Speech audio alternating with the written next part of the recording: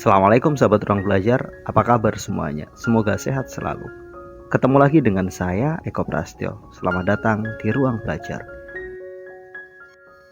Menurut kalian, mana yang lebih sulit? Menaikkan level income atau menurunkan gaya hidup? Menaikkan income dari 5 juta menuju 7 juta atau menurunkan pengeluaran gaya hidup kita dari 7 juta menuju 5 juta? Yang mana jawaban kalian? Ketika saya menanyakan hal tersebut pada beberapa orang, sebagian besar mereka mengatakan menurunkan gaya hidup itu jauh lebih sulit. Saya juga sepakat dengan itu. Bagaimana dengan kalian? Sahabat saya mengatakan naikin income itu mudah asal kita mau lebih bekerja keras, mampu meningkatkan kualitas diri, kemudian bekerja dengan baik. Itu kemungkinan besar income kita bisa naik. Sementara kalau sudah gaya hidup kita ada di level atas, untuk menurunkannya itu susahnya luar biasa. Itu jawaban dia.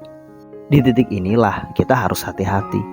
Memang benar, salah satu cara kita untuk menaikkan diri kita, level kita agar menjadi lebih baik adalah dengan menaikkan level income kita. Namun kita juga harus sadar, menaikkan level income saja nggak cukup. Kita harus mampu mengendalikan diri kita. Kita harus mampu mengendalikan gaya hidup kita. Kita harus mampu menyesuaikan diri kita agar kita nggak terjebak dengan gaya hidup mewah.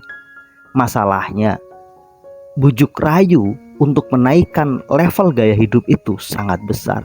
Mungkin gajimu naik 3 juta, 4 juta, 5 juta. Ada kalanya kalau kamu nggak hati-hati, gaya hidup kita juga ikut naik. Ini masalahnya. Terlebih ketika kamu promosi, naik jabatan. Ini godaan menaikkan gaya hidup itu lebih tinggi. Kalau biasanya kemana-mana hanya beli sepatu 100 ribuan kamu merasa cukup, sekarang mungkin karena kamu levelnya sudah manajer, merasa nggak pantas pakai sepatu dengan hanya harga 100 ribu. Akhirnya apa? Kamu nambah budget untuk pembelian sepatu.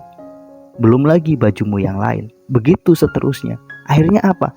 Benar kelihatannya level karirmu naik, income-mu naik, tapi pengeluaranmu juga lebih naik.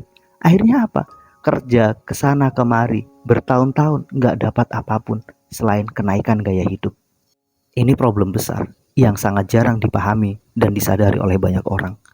Semua baru terasa ketika ternyata income-mu turun, dan sementara gaya hidupmu sudah terlanjur ada di level atas. Akhirnya apa? Kamu merasa seolah-olah menjadi orang paling menderita di dunia.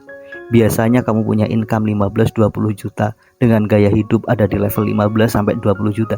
Tiba-tiba income-mu turun jadi 7 juta, 8 juta. Apa yang terjadi? Hidupmu seolah-olah jadi orang paling menderita, karena kamu harus mengubah semuanya. Biasanya kemana-mana bawa mobil, sekarang terpaksa harus naik angkutan umum. Biasanya setiap pergi ke mall beli baju baru, beli baju-baju bermerek, sekarang terpaksa hanya bisa melihat. Biasanya bisa makan di tempat-tempat keren, hari ini harus terpaksa makan di rumah, bahkan terpaksa harus makan di warteg. Semua penyesuaian itu sangat-sangat menyiksa kamu. Karena apa?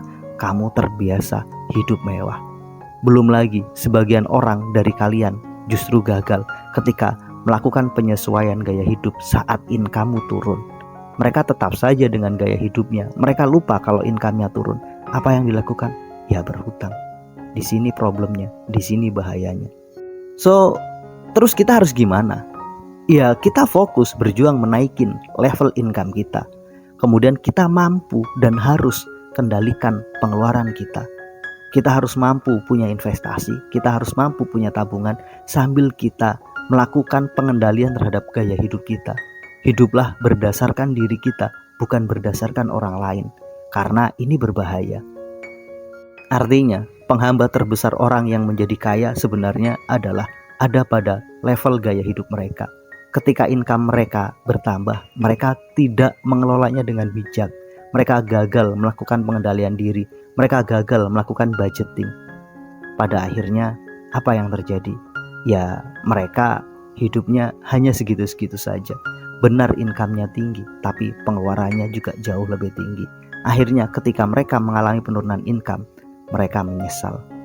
Jadi belajarlah budgeting. Budgeting adalah skill penting untuk melakukan penganggaran terhadap keuangan pribadimu. Jika kamu nggak belajar, kamu akan menyesal. Yuk bijak ketika menyikapi kenaikan income. Jangan terjebak pada secara serta-merta menaikkan level gaya hidup kita. Belajar mengendalikan, tetap stay pada gaya hidupmu. Fokuslah pada hal yang jauh lebih bermanfaat pada masa depan. Mudah-mudahan video ini bermanfaat. Sampai ketemu pada video kami berikutnya. Terima kasih telah menonton. Assalamualaikum warahmatullahi wabarakatuh.